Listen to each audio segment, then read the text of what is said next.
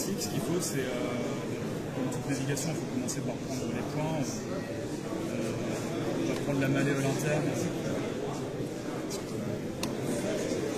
On va définir l'axe du tibia en premier. Donc on prend la malléole interne, la malléole externe et le pied du LCA.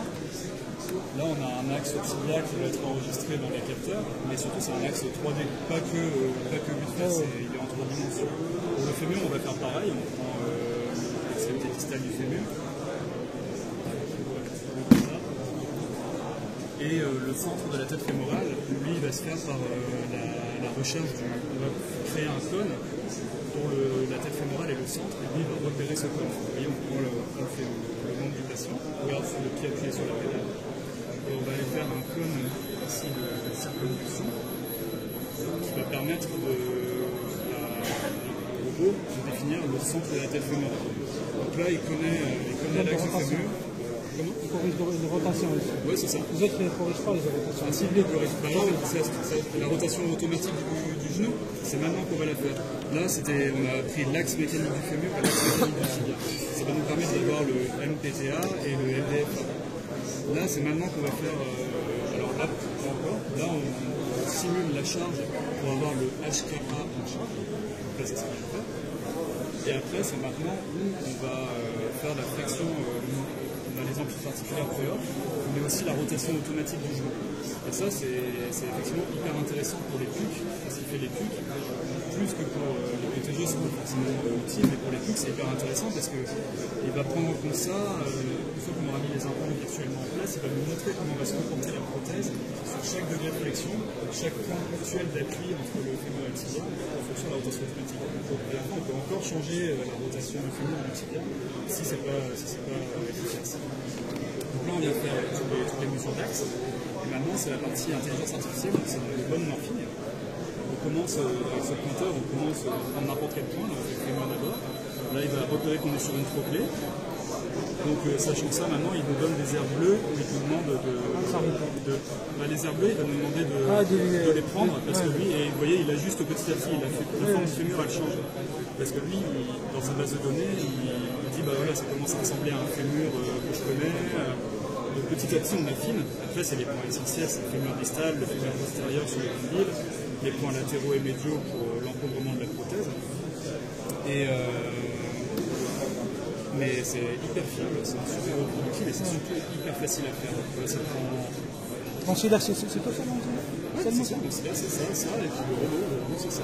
Ouais, le robot. Et donc là, tu vois, petit à petit, il voit la forme du fémur effectivement présent. Il reste à lui prendre la corticale antérieure pour le notching. Voilà, là, maintenant il connaît la forme du fémur, il calcule les points. On peut prendre plus on prendra de points, plus ça sera précis, mais là, ça suffit. Après, on va faire la même chose sur le tibia. Donc là, il ne sait pas où on est, et puis à force de prendre des points, il va savoir qu'on est sur le plateau tibial externe. On lâche, là, il me demande des trucs pour être plus précis, les aires bleues. On prend. Là, je vais aller chercher le plateau tibial interne, et tu vas voir petit à petit la forme du tibia elle change parce qu'il est en train de s'ajuster. Avec la corticale antérieure pour savoir. On demande des aires bleues internes parce que il part dans des formes de tibia qui lui correspondent pas. Donc là, ça lui suffit. Maintenant, il connaît globalement la forme de tibia du patient. Tu peux aller chercher plus de points médiaux, postérieurs pour un petit concordance sur le comblement. Mais ça va assez vite. Une fois que tu as fait ça, tu arrives sur une planification qui est statique. C'est comme si on faisait un guide de coupe sur mesure. On n'a pas encore fait la laxité ligamentaire. Donc il nous fait une proposition, on voit sur ces écrans le fémur, le tibia de face. On peut avoir le fémur, tibia de profil. On les a sur les coupes scanners, ce qui permet de défiler. Les coupes scanners, c'est ce qui va pris. On peut l'avoir en 3D, ça a moins d'intérêt, le 3D c'est classe. Et ce qui est vraiment intéressant, c'est les coupes qu'on peut faire défiler. Mais donc là, on sait qu'on va mettre un fémur 3, un tibia 4, sur un polytibia 9. On part de 1 de varus et il nous la propose en alignement mécanique. Donc là, ça suffit. Pour l'instant, on ne sait pas ce que valent les ligaments. Donc là, maintenant, on va tester les deux ligaments. On peut le faire de 3 façons. Soit on le fait à la main et on force, soit on utilise un rétracteur entre les 2 compartiments qu'on appuie et qui va tendre au maximum le compartiment. Ou alors, nous, c'est un tenseur dynamométrique. avec 100 newtons et tout le monde met la même force. Et ça, c'est bon. Et donc on passe de l'extension à la flexion de 0 à 90, on maintient le pied appuyé tout en forçant. Donc là on va tester le ligament interne en valgus. On va aller chercher la laxité en orange du ligament interne. Là violet on s'en fout. On va tester la laxité du ligament interne de 0 à 90 degrés. Et après, en varus, on va tester la laxité du ligament externe. Ça va permettre de... Donc maintenant, non seulement il connaît les axes, il connaît les formes MPTA et LDFA, il connaît la laxité ligamentaire, et donc maintenant on va pouvoir avoir cet écran-là en plus, On va valider qui est l'extension et la flexion. Donc l'extension, on voit le ligament interne et le ligament externe en extension, et le ligament interne et le ligament externe en flexion à 90. Ça permet de... on peut tout faire à partir de là. On peut décider de faire de l'alignement mécanique, on verra la l'axe. Là, il est mécanique, on voit qu'on laisse le cerf en externe en flexion et qu'il n'est plus l'axe en interne en flexion, mais qu'il est bien équilibré en extension. On peut faire de l'alignement cinématique et changer la position des implants comme on l'a décidé. Si on sait que le patient il a 3 degrés de varus dans le tibia, là, il m'avait laissé. Là, si on part d'un 0 de varus, on peut aller chercher, on peut aller mettre du varus dans le tibia. Les tailles changent automatiquement. On fait encore mécanique et cinématique. La taille des implants. Ah là, on va ça change quel résultat? Résultat de...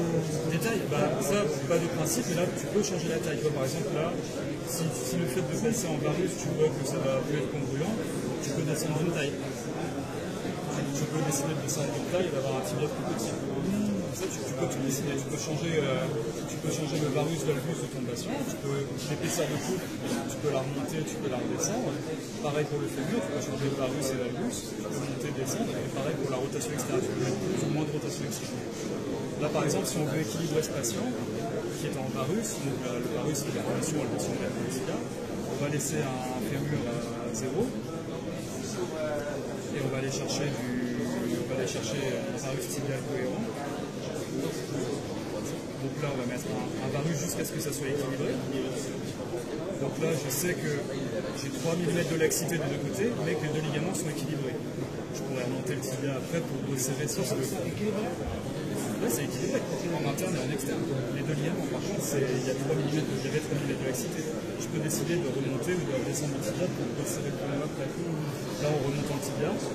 Les deux ligaments sont équilibrés en extension et j'ai 1 mm de laxité. Si vous voulez faire par exemple une c'est ça. Oui, par exemple, il s'appelle remonter un peu plus. Par contre, le fait d'avoir équilibré ça en extension, je ne suis pas du tout équilibré en flexion.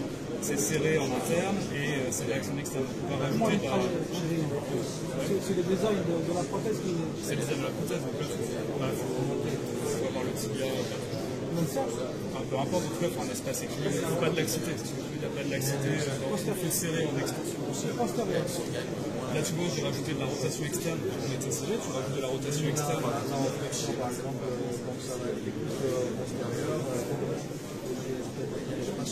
Ouais, voilà. Donc là, c'est ce que je viens de faire. Et là, j'ai mis de la rotation. Donc maintenant, les deux ligaments sont équilibrés, mais serrés. Donc là, je vais remonter. Il n'a pas mis la version, on ne voit pas le. Il n'y a pas le de rotation. Non, si, je peux te le dire, on part de 0. Mais on sait ça. En fait, parce qu'il y a deux versions là, il a mis la version courte, mais dans les étapes où je vous ai pris le truc, on peut le prendre. Il connaît l'axe condylien postérieur, tu poses le truc et tu calibres la rotation à 0. Quand tu fais cette étape-là, sur cet écran, il te dit que tu es à 0 et il te dit de combien tu mets la rotation externe. Et c'est une bonne remarque. Ça. Là, c'est selon la version première. C'est vraiment voilà. Et donc là, j'ai mis de la rotation externe et j'ai remonté un peu le fémur. Donc là, j'ai 1 mm de laxité partout sur des espaces équilibrés en extension et en flexion. Et on sait qu'il y a la question d'un peu, Là, dans le